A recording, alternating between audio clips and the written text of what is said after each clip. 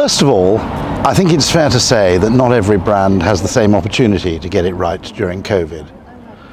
Certain brands have more opportunity to shine in a crisis like this than others. But I have to be said, on pure logistical grounds, the IT industry, as well as retail logistics, have come out of this as heroes. As for the rest of brands, first rule, if you can, do something useful and, within limits, tell people about it. Second rule, say something useful. Tell your customers what they can do to help. Generally, in any kind of crisis, actions speak much, much louder than words. And the brands that got this right, not always in the same way, not always by saying, in times like these, or using the word unprecedented, but simply by discovering a new way to be useful. They were the brands that did particularly well. It's very strange in advertising to talk about your greatest success because the thing you're most proud of usually isn't the thing you're most famous for. I think David Ogilvy's greatest pride in his long career was an ad he did for Puerto Rico, which was almost entirely ignored by the awards juries. And it's the same with me. It was an insight into pizza delivery I'm most proud of, but no one finds it remotely interesting, so why should I bother? As for my greatest failure, I went along for far too long with the beguiling and attractive notion that advertising is an efficiency game, that it's a targeting optimization game, and it so obviously isn't.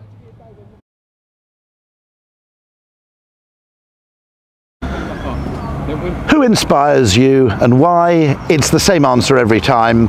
I've worked with an extraordinary number of very, very talented and influential people. Steve Harrison, for example, my old partner Mike Sim, Cordell Burke, my colleagues in the behavioural science practice in Ogilvy inspire me every day. But the decisive one is and will always be Drayton Bird.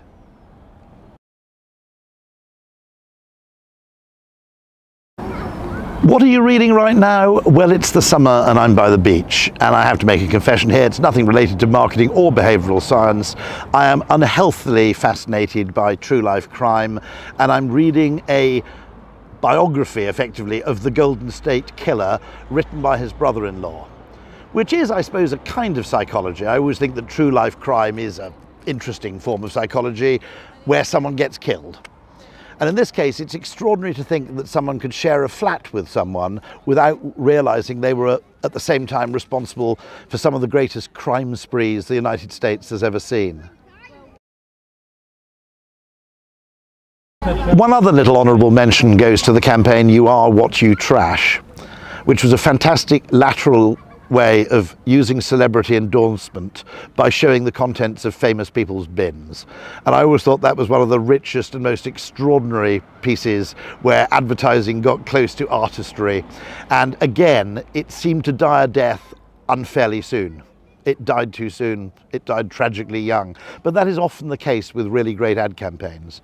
For everyone that's great and finally makes it to the big time, there are a hell of a lot of Pete Best ad campaigns kicking around who nearly make it but just miss.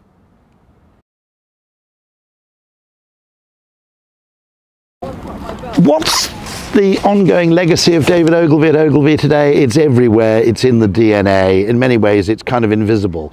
It's not about what we do, it's all the things we don't have to do and all the questions we don't have to ask because the cultural legacy is so strong. And by the way, the value of that has just been multiplied under lockdown when we're effectively living in the Zoom age, because you realize you can hold meetings in Ogilvy where everybody's on a different continent, but everybody's basically the same. I think Zoom has finally brought David's dream of long corridors to full fruition.